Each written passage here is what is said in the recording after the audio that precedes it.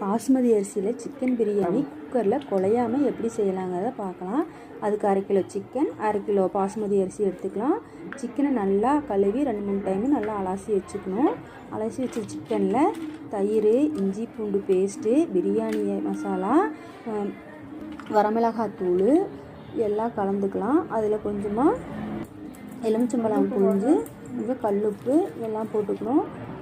புதினா தழை, கொத்தமல்லி தழை கொஞ்சம் கொஞ்சம் போட்டு சிக்கனை நல்லா ஊற வச்சுக்கலாம்.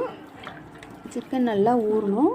ஊறுறதுக்குள்ளே நம்ம 3 டம்ளர் பாஸ்மதி அரிசி, 1/2 கிலோ பாஸ்மதி அரிசியை டம்ளரில் 3 டம்ளர் வந்தது. 3 டம்ளர் பாஸ்மதி அரிசியை நல்லா தண்ணியில் அலசி எடுத்து வச்சுக்கணும். குக்கரில் நெய் பாதி எண்ணெய் பாதி ஊற்றி நல்லா சூடாகணும்.